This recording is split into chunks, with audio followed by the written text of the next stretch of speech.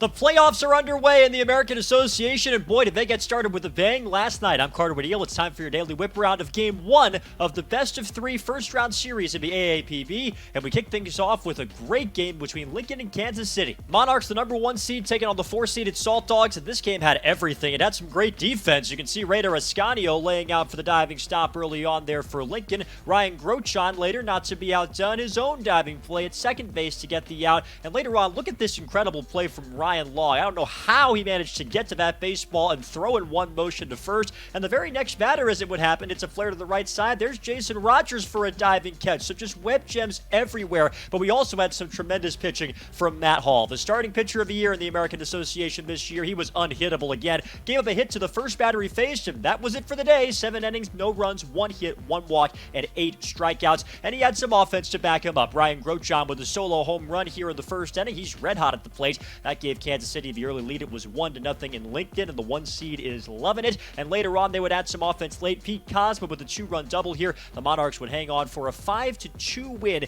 in Lincoln. A 9th inning rally falls short for the Saltdogs. Kane County taking on the Cleburne Railroaders, 2 teams that are red hot entering the postseason. Cody Bullard had a solid start for Cleburne in this one. 5 innings, 1 run allowed, and struck out 5 Kane County Cougars, including that whiff of Jimmy Carrick in there. The one blemish against him was this RBI double from Cornelius Randolph. Another great play from one of the top players in this league. That made it 1-0 Cougars in inning number 3. But Cleburne would strike back. 4th inning, Chase Simpson, one of the 2 big MVP hitters of his Cleburne team. That's a game-tying solo home run. He had 24 of those in the regular season. Give him the home run hat because he just tied the game. And in the 6th, Zach Nerio would break that tie. That's an RBI single. Edwin Arroyo would come in to score once that thing lands on the turf for Cleburne. Gives him a 2-1 lead. And later in the inning, Simpson strikes again. That's an RBI knock to bring Chuck Taylor home and give Cleburne a 3-1 lead, but they would hold on to thanks to some great bullpen work. Look at Austin Fairchild. This is what they call pitching with emotion, folks. Cleburne wins it 3-1. Winnipeg taking on Fargo-Moorhead in last night's action. The RedHawks just missed out on the 1 seed on the last day of the season. They had the early lead in this game.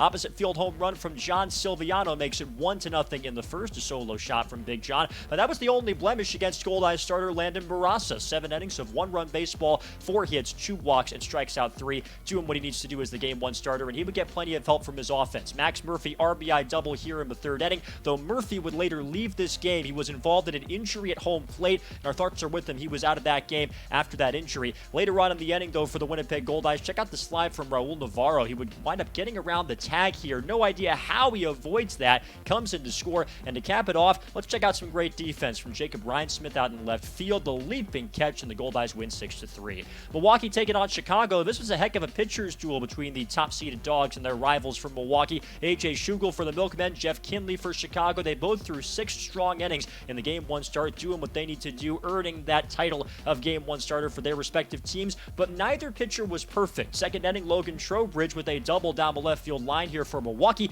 That would bring 2 Milkmen runs across. Brian Torres would be out at the plate at the end of this play, but it's still a big hit, and it makes it 2-0 Milwaukee. The Dogs would close the gap in the 5th. Anthony Greer with a 2-out triple into the right field corner here to set the table. This is a guy who can absolutely fly on the base path, so he gets in with a 3-bagger. And the next batter, Cody Bohannon, delivers the single to drive him in and make it a 2-1 ball game. The Dogs would rally a bit from there in the 9th. They get the tying run on base, but Rodrigo Benoit strikes out Stevie Wilkerson, and that ends the ball game. The Milkmen win it by a final score of 2-1. So here's the full scoreboard from the playoff action yesterday. Again, all of these are Game 1s in a best-of-3 series, so just absolutely huge to be able to get that win. That Game 1 so valuable, and the lower-seeded teams on their home fields go 3-1 yesterday. So here's how the playoffs look. Milwaukee with the 1-0 lead over Chicago in the East. Cleburne with the 1-0 lead over King County in the East Division as well. In the other half of that bracket, they now have to go to Chicago and King County respectively and try and get a win to move on to the next round.